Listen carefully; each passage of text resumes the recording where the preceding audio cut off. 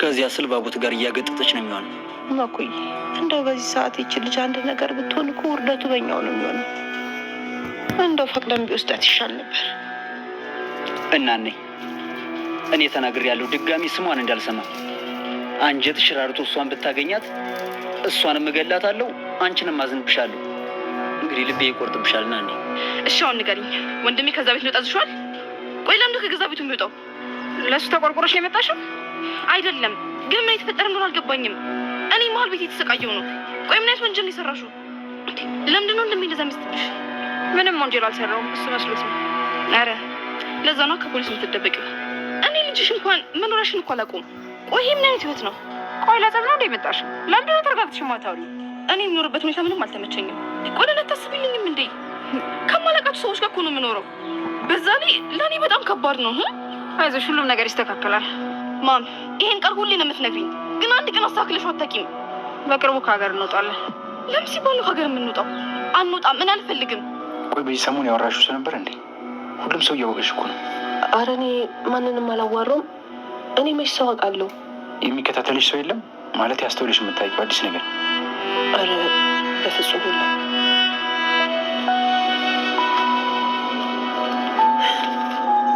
ምንድነው?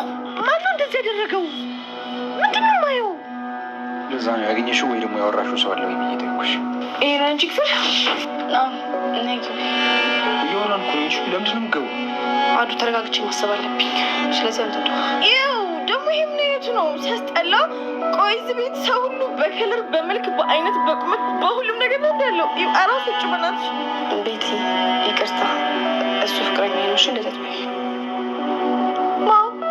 እሱ ሶሪ። እኔ ግን ለአንቺ ብዬ ነው እንጂ ሲያስጠላ።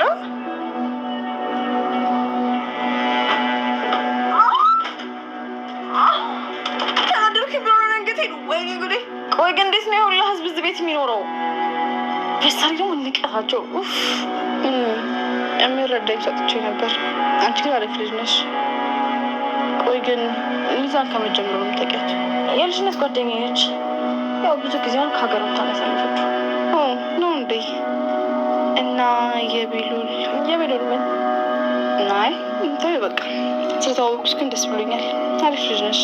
እኔ ማመስገን ያለብኝ እኔ ቆንጆ የቤቱ ስፔሻል ብዬሻለሁ። ኤልሹና እንዲሁም ደግሞ ሀንቾ እንግዲህ ተመሳሳይ ጸባይ ነው ያላቸው። እጅግ በጣም ተግባብተዋል ማለት ነው። እንግዲህ የቤቱ ስፔሻል አንቺ ብቻ ነሽ እንጂ ሌላው ምንም እንኳን በጣም ነው ኩራታቸው፣ ጥጋባቸው። ከዛም እንዲሁ ደግሞ ሲያዩቸው እጅግ በጣም ነው የሚያስጠሉት እያለች እንግዲህ ሀና በስተመጨረሻም ከኤልሹ ጋር ተግባብታለች ማለት ነው። ኤልሹ የጠየቀቻት ጥያቄ አለ ማለት ነው።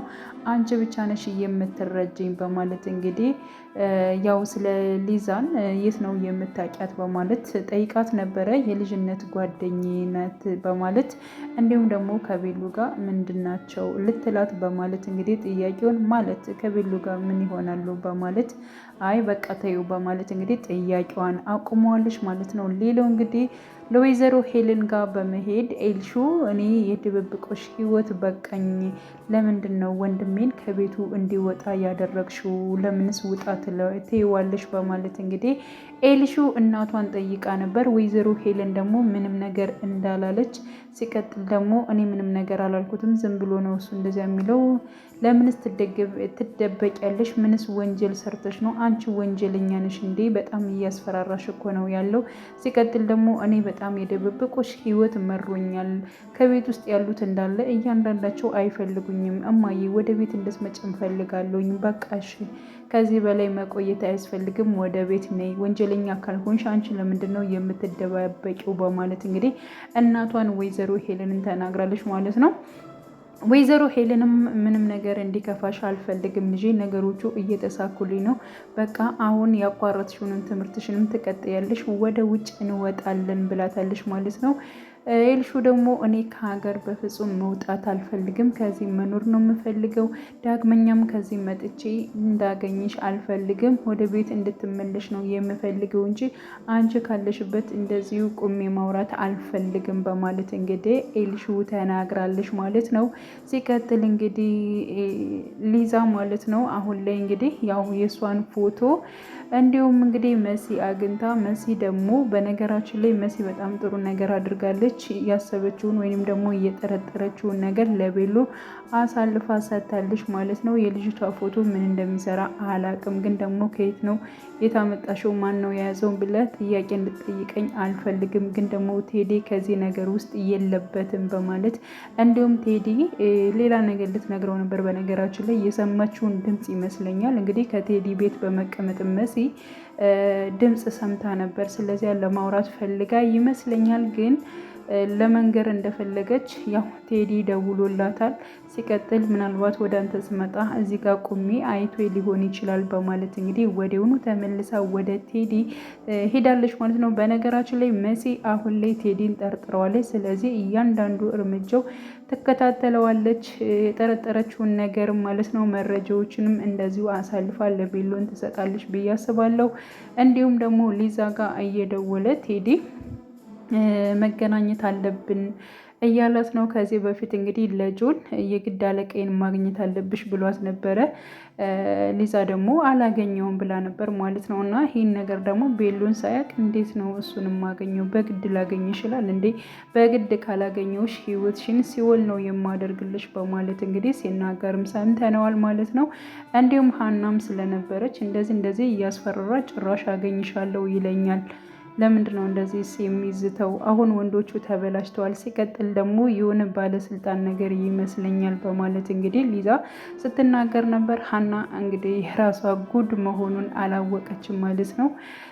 እና ለምን አናገኘውም? አንቺና እኔ ሁለት ሁነን ሂደን ለምን ሂደን ተጫውተንበት አንመጣም? እሱ ብቻ ነው እንዴ እንደዚህ ጉልበቱን የሚያሳይ በማለት እንግዲህ አዎ እንደሱ በቃ ሁለታችን እንሄዳለን፣ ቤሎን ሳያቅ ተደብቀን ቢሆንም እንደምንም ሂደን እናገኘዋለን በማለት እንግዲህ ሊዛና እንዲሁም ደግሞ ያው ሀንቾ ተስማምተዋል ማለት ነው። ሲቀጥል ደግሞ ጓደኛሽ ጋር ደውለሽ አታውቂም? ለምንድን ነው ያልደወልሽለት? በማለት እንግዲህ ሊዛ ሀናን ጠይቃት ነበረ። በጣም አናዶኛል፣ ያን ጊዜ ወደ አንቺ ስመጣ ከመደወሌ በፊት እንዲሁም ከቤት ውስጥ እንዳትመለሽ ቤቱን ዘግቼው ሄጃለሁኝ በማለት እንግዲህ አናዶ የነበረ ብቻ ግን በሆነ አጋጣሚም ከሱ ጋር ሲሄድ ደስተኛ አይደለም፣ ጸባዩ በጣም እየተቀያየረብኝ ነው በማለት እንግዲህ በዚያ አኩርፋ ማለት ነው። እንደዚሁ አሁን ላይ ያው አደጋ እንዳደረሰባት ይብን ማለት ነው ለቴዲ ደውላ አልነገረችውም። ግን ደግሞ ሊዛን ማግኘት የሚፈልገውና እንዲሁም ደግሞ ሊዛ ጋር የሚደውለው ራሱ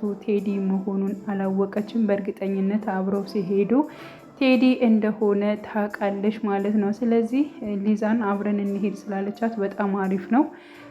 ሲቀጥል ባለስልጣን ነው ብላታለች ማለት ነው። ስልጣን የተባለው ማን ነው? ቴዲ የሚለውን ነገር ራሷ ሀና የምታውቂ ይሆናል ማለት ነው። ሌላው እንግዲህ አይንዬ እጅግ በጣም እያለቀሰች ትገኛለች።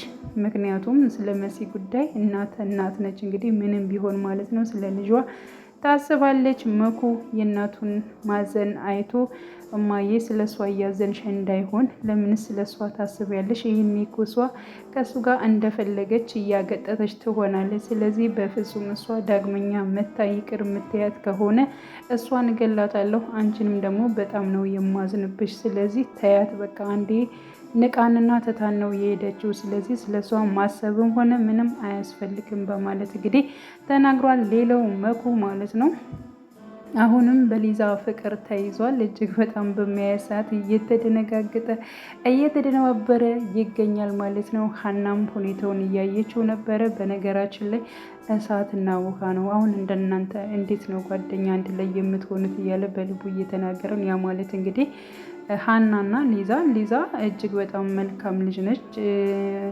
ሀና ደግሞ በጣም መጥፎ ሰው ጠል ነች ማለት ነው። ልክ እንደ ኤልሹ አይነት ጸባይ ነው ያላት ማለት ነው። ሌላው እንግዲህ ጆን ነው።